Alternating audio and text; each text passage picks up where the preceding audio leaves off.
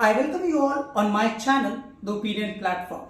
Today, I am in conversation with Professor Urmimala Sarkar Munsi, who teaches at School of Arts and Aesthetics, which is one of the most prestigious departments when it comes to discuss the theories of music, art, and visual studies. She teaches as a professor in Theatre and Performance Studies Department, which is one of the departments under School of Arts and Aesthetics, and ma'am has also been my teacher. I have the honor of being ma'am's student. Well, there's a misconception about Jawaharlal Nehru University that JNU is culturally dry university. JNU is musically dry university. JNU deals largely with theories which hardly have any impact over the society and over the common people. Well, to understand about all these questions and confusions, we'll take up few questions with Professor Urmimala Sarkar Munsi, who is at present the professor, as I told, and serving as Dean in the School of Arts and Aesthetics, Jawaharlal Nehru University. Ma'am, I welcome you on my channel, and it's of course my pleasure, it's my fortune that I've been your student, and you have been, like as far as you wouldn't know, that you were one of the most cherished professors among our classmates. That I'm declaring it today on my channel. The best part about JNU still is about the democracy in terms of democracy of relationship between students and teachers. We never felt as students we were subordinate to teachers, and we never felt that we were secondary to teachers. In fact, Jawaharlal Nehru University, as is globally known, largely trains students to ask questions looking straight into the eyes of the power. Well, coming directly to the question, ma'am, before I ask any formal question, I would like to also know, how you ended up being such a great scholar of in academic field, ended up as a musician largely, who understands music through so much. Where did you get any formal training of music, classical form, dance, instrument or whatever? So I have been a dancer from the age of 5. So my mother was very interested that I go to a dance school, and I was taken to a local dance school, and there was these routine classes which were very boring. So you had to do exactly the movement that the teacher would show. So after 2 days I said I don't want to go there. In the dance class? Yeah. So then we were returning that day, and my uncle, my father's older brother, was an ophthalmologist and an eye surgeon, and there was Uday Shankar who was sitting there and at his chamber, Uday Shankar and his wife, Uday Shankar being Ravi Shankar's older brother and a very well-known dancer. And they suddenly, as I entered the room, they asked my mother, would she like to join our school? We have created a school. And that was the beginning of this whole love with dance that I have had. And my good fortune has been that, as I grew, as I danced, as I became a part of the traveling troupe, performing troupe, roamed all over the world, I also wanted to be a scholar. I did not want to, because my father was a very well-known geographer. So I did not want to get away from academics at all. And I went into anthropology thinking that I would be bringing my interest in art, and art as a human activity of communication with the study of anthropology, which actually talks about knowledge assimilation, dissemination, and I would like to bring them together. Really, I had no idea about how that would come together. Neither did I really kind of invest so much in studies then. I was all dancing constantly. But it so happened that I have had very interesting professors who and anthropology as a subject, which made me understand. Which university, ma'am? This is Calcutta University, Calcutta University. and then Center for Studies in Social Sciences, Calcutta. CAAS, Yes, Kolkata. yes. And I, as I grew, I understood that dance is not just an entertainment. Dance is not just a kind of aesthetic activity which is fixed to the requirements of proscenium stage, a performance stage where the audience is distanced. But dance is also an activity as a part of human life, human existence, and part of solidarity formations, solidarity assertions, coming together, speaking about changes together, speaking about anger, speaking about happiness, speaking about togetherness, and all kinds of human activities. And I have, over the years, I've understood that, it's only one small part that we see on stage in the form of these very aestheticized, hyper-aestheticized classical dances, which actually kind of have become, appropriated by upper caste and upper class people in Indian context. And we do not, half of us who train in classical dances from city spaces have no idea about how dance and music is part of everyday life, of everyday communication, everyday belief systems of the people in most parts of India. So I have always been interested as an anthropologist about the functions that these kinds of performative practices perform in terms of making solidarities possible, making communication possible, and making knowledge assimilation and dissemination possible. So it has been a fantastic journey actually, very, very powerful in the way it has talked to me about margins and centers. Like if you see dance in India, you will see that there is a very strong sense of what is now at the center when you call dance. How some dances are considered as more dance than the others. So some dances have got classical status from regions where other dances have become almost marginalized to the point of vanishing from everyday practice. So what has happened is that to make possible the process of classicization, canonization of some dances, the other dances have been deprived of their space, and people have been deprived of the opportunity to earn or to have those kinds of performance practices, music, dance, theatrical forms, as an occupation or a part occupation, part profession in some cases, during the times when otherwise harvest has finished, for example. So it is a profession for the time of the year where there is no food at home. So it's an occupation for part of the year, of the lean months when there is not enough food. So there have been these kinds of circuits of performing where people have roamed about from one village to the other in search of a kind of a part occupation. There are many communities who still now feel that music and dance are part of their ritual practices.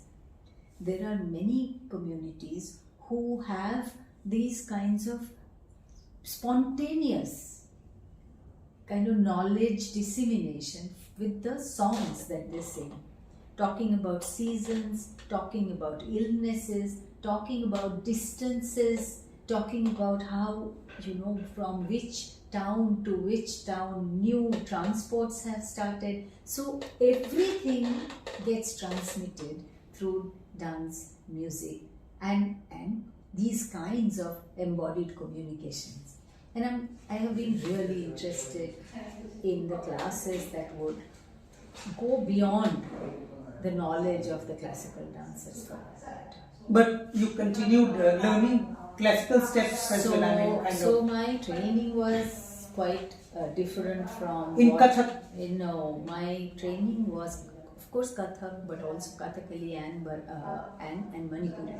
So we had to learn 3 styles along with Uday Shankar's form. That is a modern, absolutely a modern form of Indian dance, which was not a Western style, but it was a creative style. It was called creative dance, and it was based on a very rigorous practice of body techniques which came from classical dancers in India. So I was very lucky to have very established master teachers who taught us in all the 3 forms that we were taught, and also Amala Shankar, Uday Shankar's wife, was responsible for our teachings in the creative dance. Those who are in the field of music would understand the importance of the name you have just taken, Uday Shankar's and Amla Shankar ma'am, and of course whole world knows Ravi Shankar, and Uday Shankar ji was the brother of Ravi Shankar. Ravi Shankar, of course, the major credit for making classical instrumental music as the global phenomenon goes to, entire credit largely goes to Ravi Shankar. You have such a rich legacy. Despite this legacy, you have somehow offered a critique in responding or introducing yourself, that you are basically somehow drawing this competition or classical dance versus other performances which are not recorded but which are part of everyday lives. Everydayness should be there in the performance. Now, my question is, classical dance also emerges after a long practices and existence and of course survival.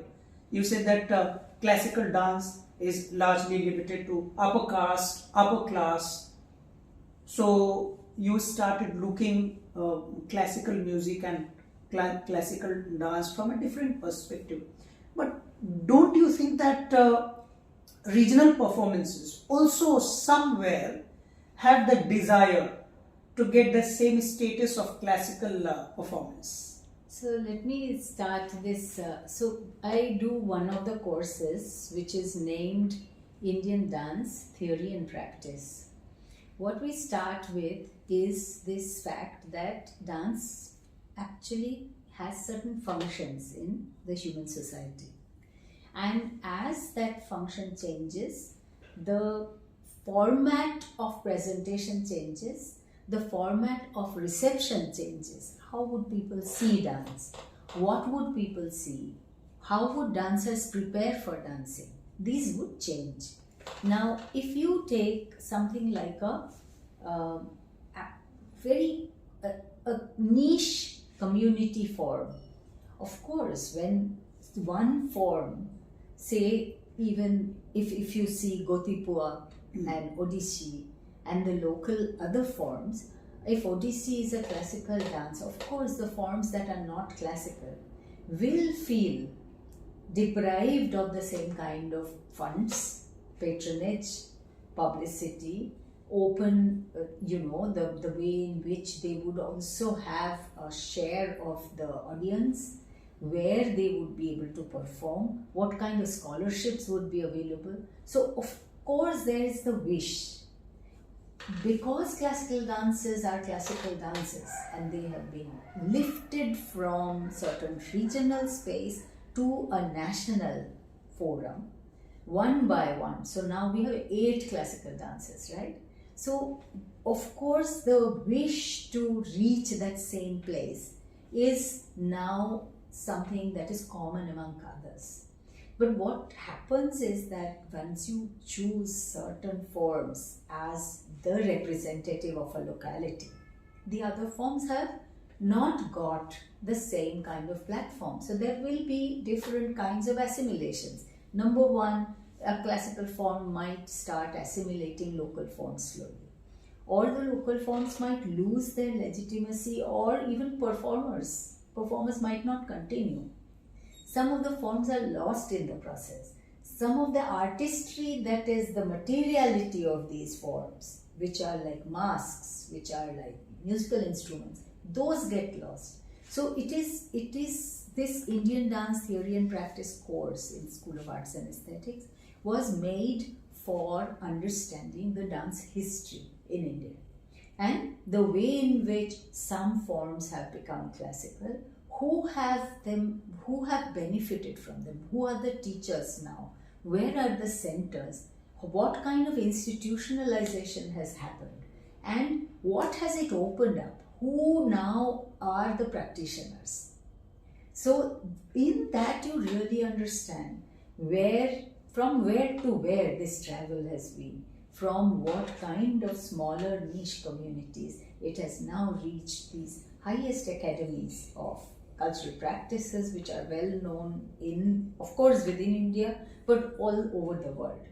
And so this kind of aspirational changes is what you see all over India now, you see. And I think if you have very competent teachers in big academies teaching something, of course their standards, the way in which it is taught, it slowly has acquired it. I don't say that it's the only way to develop for any form of dance or music, but this has what has happened in India. This is what has happened in India, that there has been an eliticization of forms, and eliticization means that it is available to people who have certain kind of cultural capital, who have a capital of, say, living in the cities, closer to those institutions, or have the financial background to send students to such institutions, to get them to train plus have formal education.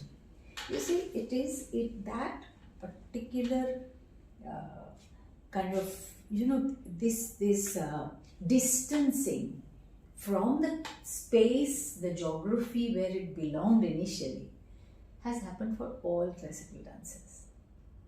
And I always say that it's always easier to claim the dance. So the nation state always claims the dance, not the dancers.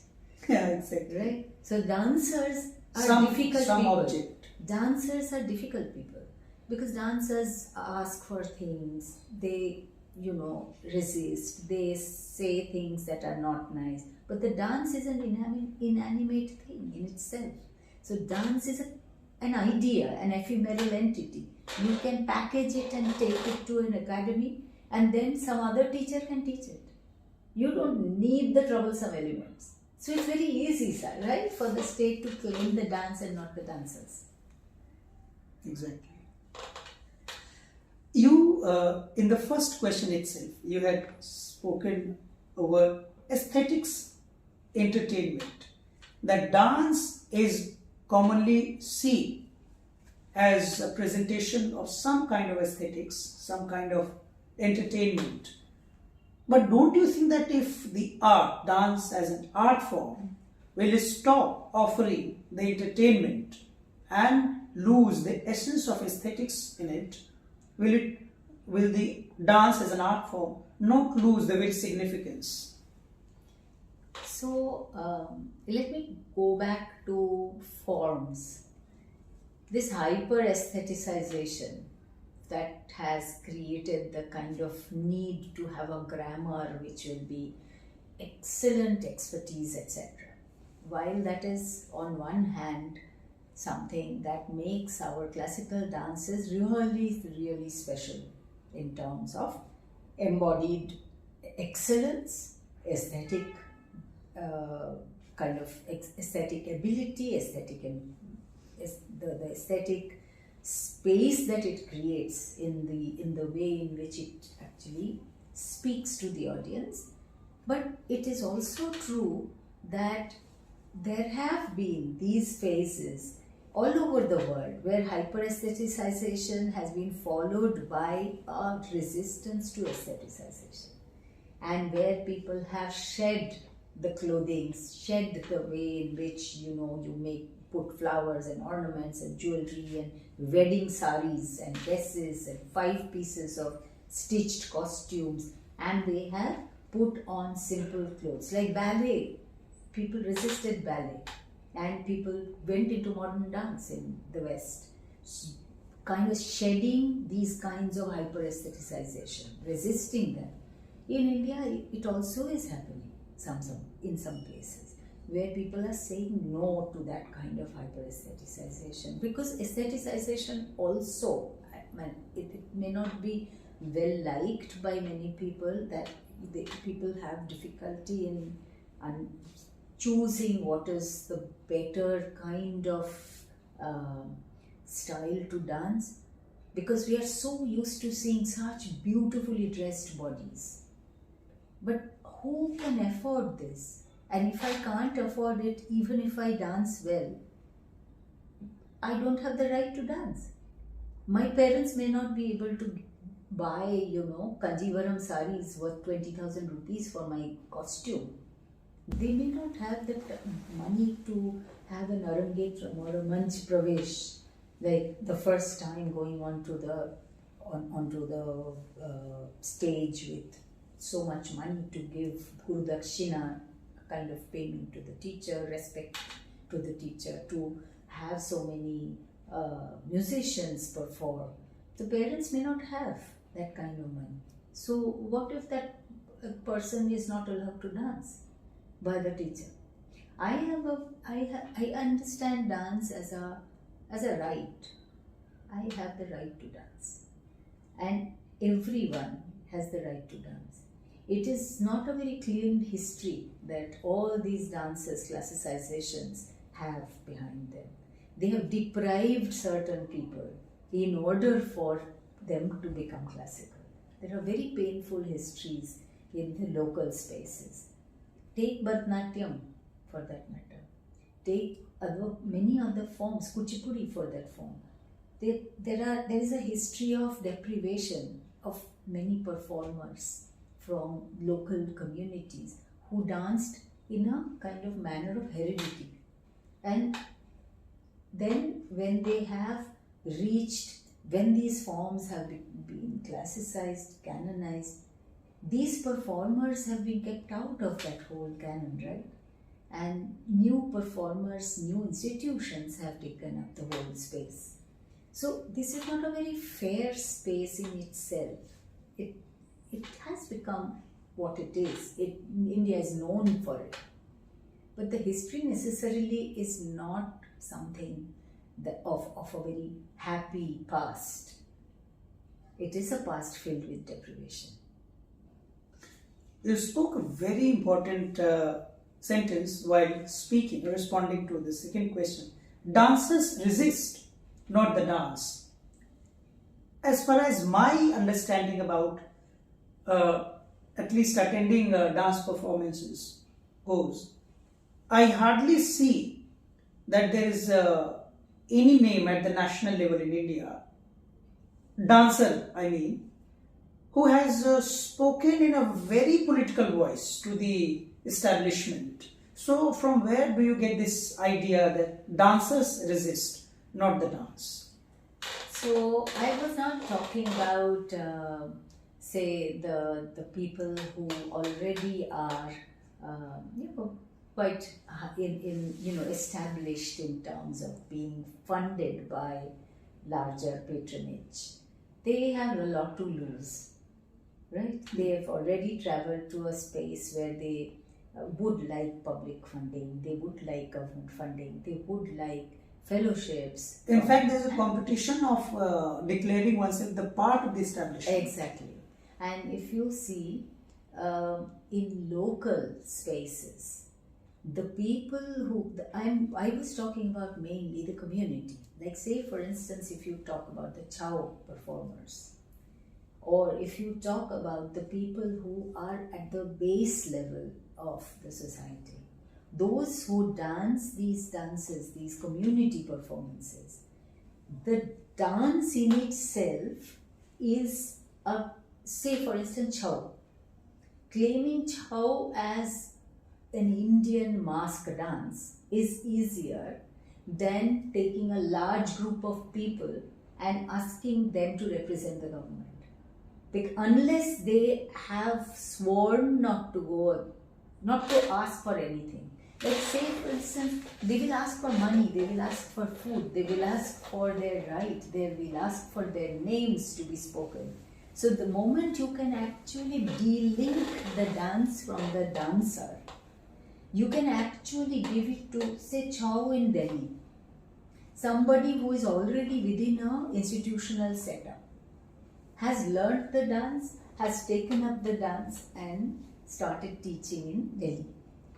Say, take people who started teaching Bharatanatyam, who changed the name of Sadir, the dance that the local hereditary performers, the women dancers who were named as Devadasi in temples, those who danced. So the moment Rukmini Devi Arundel, who was actually starting an academy, she started teaching in her institution. She wanted to teach Bharatanatyam away from the source, after learning from the source, she actually kind of separated herself and formed an institution. The moment that institution started running, she didn't need the older performers, right? The older teachers. This has happened everywhere. Once you have your trained performers, once you have your own trained teachers, you can let go of the older traditional performers who will ask for their rights, who will ask to be paid, who will ask to be, acknowledged. So you don't need to acknowledge them anymore if you can divest, the whole dance can be can wipe off its past history. That very moment the dance is your own. Because dance is an embodied activity which is transferred as a skill.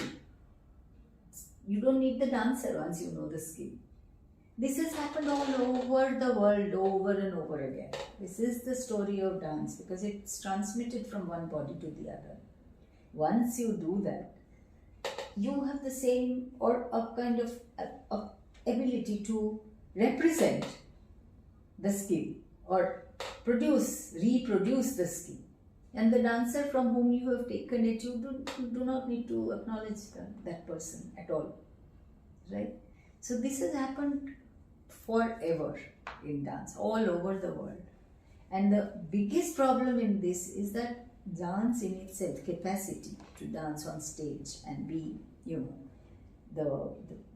be really kind of grab attention by one's skill, that fitness, that time of dancing actually is very small, right?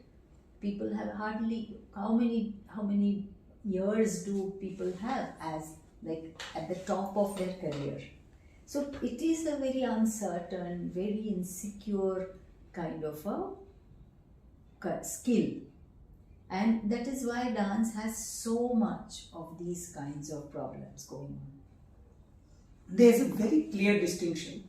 The way you're defining dance, you are explaining dance as an activity and you are drawing basically a distinction between community performance or community dance versus classical dance, and you have problematized the making or the creation of classical dance clearly. Well,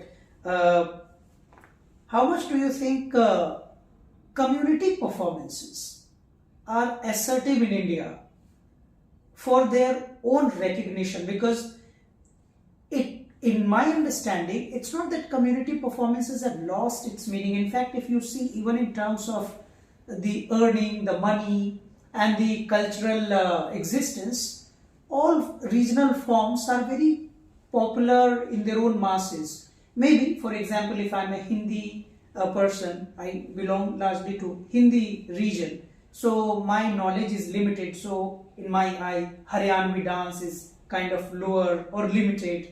maybe Manipuri dance I would not have even seen, maybe Kuchipudi. So all these community performances, first of all, they claim to be older, and they also, it's not that only the classical performance look down upon the community performances and untrained dancers. It is vice versa as well. If you go to the community performers, they might equally problematize classical performers. There's a look, he dances or she dances only for a certain crowd and her knowledge is very limited. How do you face this is happening? Where there is a point of meeting between them? See, point of meeting is always, as soon as it was canonized, some forms of dances, the points of contact became frailer and frailer over the years. Because no, to make my question more like sharp, I'm rephrasing my question. It is largely seen that the classical dancers, singers, instrumentalists have to their end of their life, closing to their end, many of them have lived worse life because of poverty. As you have said yourself, that how many years one can have as a career. So big musicians, greatest of the musicians, have had toughest of times once they get old. Absolutely. But with community performance, this is hardly seen because they survive, they perform together, they live together, they survive together, whatever it be. But with classical music, it's not the same. How will you? See, when you say this, there are several. This is not a very kind of simple kind of question. It has several layers. Number one is that when you are doing something that is extra, that requires training, if you are actually specializing, which is all in most cases community dances are not generally, it maybe there is a very good performer, but it's in most times there is another kind of occupational activity which is there in the family or in the community itself. So it is not a career as such. The moment it becomes a career, be that classical or non-classical, semi-classical, Bollywood, whatever, if you take it as a career and if you do not have any kind of security from the state, then there is this precarity, like say it's the same for any skilled person in anything. Like if you do not have the capacity to see, how will you make craft work? And then what happens to the craftsman? A very skilled craftsperson who makes, say, diamond cutter, what kind of career would he have? Because we have no certainty in these kinds of capitalist worlds. You actually do not have any security about any kind of skill. Till the day you can work and based on your skill, you have the right to survive. And therefore, art in itself is the most in any kind of artistic activity. Be that even crafts, be that dance, music, even instrument making. How many people have we been able to, give a certain format of survival? Yes, there are certain, pension schemes or certain kinds of, a one-time grant, a house, maybe a land, a 99-year lease, such stuff. But it is not enough for the precarity, because this is a world which does not give you a retirement benefit. And the retirement, in most cases, the registered artists are supposed to also be the responsibility of the state. Where do we find that? You see the guru, those persons who call themselves guru. What is their way in which they will make a survival? There's no surety. Unless this guru can have shishyas who are continuing to give him something as in return to his teaching, it's again a very precarious life. So a person, an artist, then thinks that for a part of his life, he will be a learner, then he will be a performer. And while being a performer, that artist actually tries to ensure that I can become a teacher. Because then I will continue off stage as well. Because stage life is short. But when you are saying this, that the community performer, his or her precarity is very different. The art itself is vanishing because there is not enough money. Now say for instance, there are people who are going away from city, from the villages, moving away to places where they will now earn, say, have a railway job, a permanent railway job. They are not going to kind of stay back and take on their father's profession of mask making. So if the next generation is not joining, who will be the expert who transmits the knowledge? So there is this precarity, there are art practices which are vanishing by the lot, and most of it is happening in community art, not in cities. Classical dances, why do they survive? Classical music, why do they survive? Because the dance and music are secure, not the persons. How you are not making the person secure, but the dance is the classical status. It will be taught in an institution. No matter who the dancer is. Yes, the dancer is a precarious being. So he or she exists or dies in precarity. But the form will survive. You see. So the thing is, even when you see, like, say, intangible cultural heritage of UNESCO, these masterpieces, like Chow is a masterpiece now, like Kalbeli is a masterpiece now, so many forms are now masterpieces. They get certain initial help, but what help do they get? The form in itself gets recorded. The performer is not being given a certain kind of format of living that he has to manage. And at that point, if the performer moves away because he is not able to make the ends meet, especially after COVID, we have really actually lost so many performers to different kinds of spaces. Our department sees this every day because many professional performers' families, they've not been able to continue the professions. Art world is a very sad world anyway. Either it is theoretically or practically. This is at least my understanding. One question and thereafter maybe one last question as well.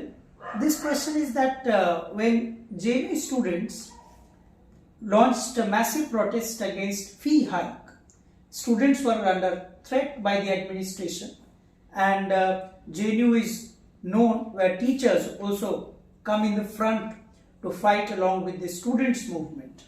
You were one of the most popular faces because of that performance, where teachers also came under attack, and a very globally popular performance you did through that flash dance, or whatever I may call it, Bella Ciao dance. So at that time, when I had seen your performance and all teachers, students being part of that, this question hit me. Was it not possible like introducing any Indian dance form, either classical or regional or community performance that you call, through which the protest could be lodged? Why did you seek to borrow and perform that Bella Ciao, which is... It wasn't performance of Bella Ciao at all. It was a performance which would be enabling people who are not trained, and which will excite people into saying something very differently.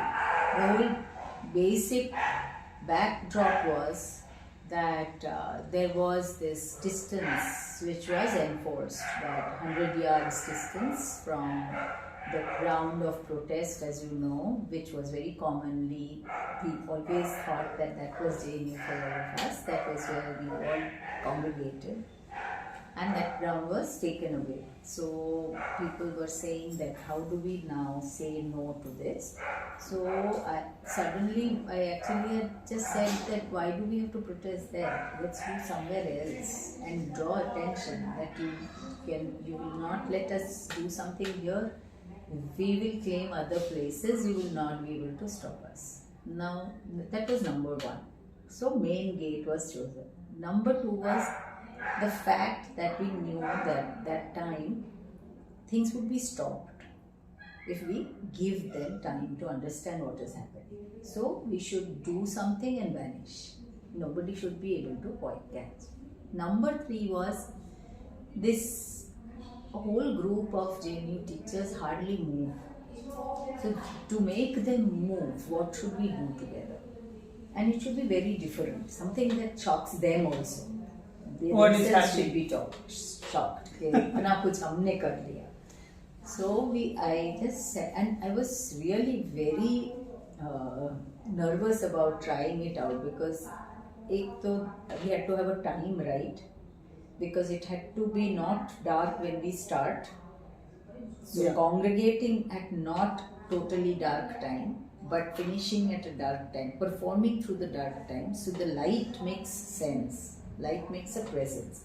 Our faces. Hiranyakashipu context is going in mind. Not in the day, not at night. Yes, and faces should not be seen. Yeah. And then the third thing was that people should feel safe about doing it and vanishing because there is so much darkness. No, but why the performance which does not belong to India? You could have. No, there is no concept of what belonged. Music was put together by our cinema people. I said, okay, 5 minutes of music will be there. So that was that. There was no sense of who bought what song. There was nothing Indian and nothing non-Indian in it. It was something where we all wanted to come together. A music will be catchy, so people will move. And I just told them that those who don't have any pain in the back or leg or any difficulty getting down on the ground, lie down. I thought that, the youngest assistant professors will lie down, or students will lie down. And the next, I said, those who can sit down, please sit down. Those who can't sit down or don't want to sit down, they stand. I suddenly found everyone lying on the ground. And then I had 3 students who I said, can you be in these 3 layers? Imagine that they are seeing you. So you stand and you do the movement. I will be on the podium. And it did not have any rehearsal. Nobody knew what music was. I didn't know what the music was. And we just went and started and finished and vanished. So it was actually this whole... But that was a big success. Now, sometimes we become kind of एक तो jaded हो जाता है कुछ चीज़ें और एक ही चीज़ करते करते लोग and that was really that moment of people were feeling sad, people were feeling very hopeless, but this kind of, that's what the magic of movement is, that when you suddenly you feel that you are not alone. Suddenly you feel that you are moving together. Suddenly you feel that light is my light. So it's a kind of a very ephemeral feeling though. That the moment the end happened, everyone vanished. It stayed on in social media. But its life, its performative life at that moment had come to an end. But the excitement stayed on. You see, even today people talk about this. I didn't know it would be such a success. I in fact dreaded that we will fail miserably, that nobody will move, that no light will be on. I just had told them that, bring a phone with a torch, and I didn't know my torch would work or not. Then there were so many chances taken. That's the way, no? When you're desperate, you take chances with performance. How do you think in apartheid time, so many kids, children, were rushed together towards the police station, died in thousands, right? But why do people take chances in performance? It's a moment beyond personal safety. It's a place where you kind of go without thinking of yourself. The performance has that power. So you are basically, what I could say suddenly while listening you, I got this sense that dance is a movement which is anti-movement. Like if somebody is lazy, not moving, so dancing would at least jolt that person, that be active, don't be what you are. Like anti-status quo, to be more precise and direct.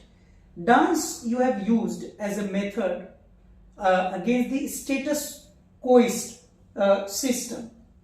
Well, the last question about JNU, and your faculty as well as dean, and you are such a renowned person that you are often invited at several literary festivals to speak on art, culture, literature.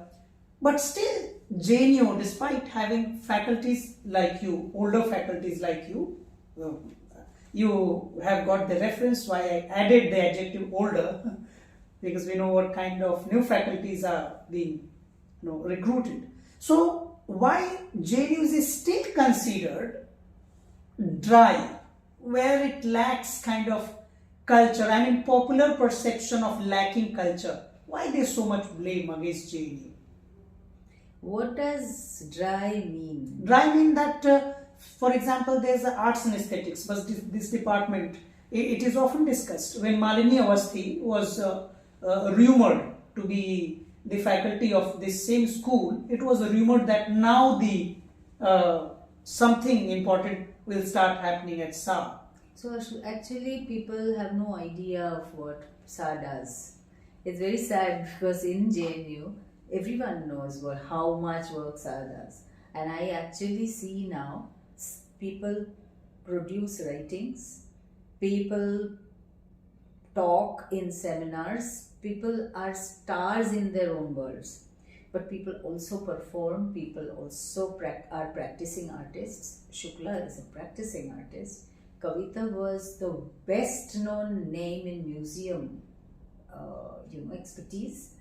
Naman is such a well-known name in curation.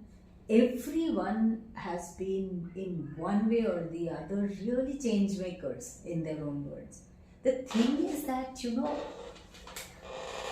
in many senses, many people don't understand what JNU, School of Arts and Aesthetics, does, because they would say that they don't dance. So then how can dance be read?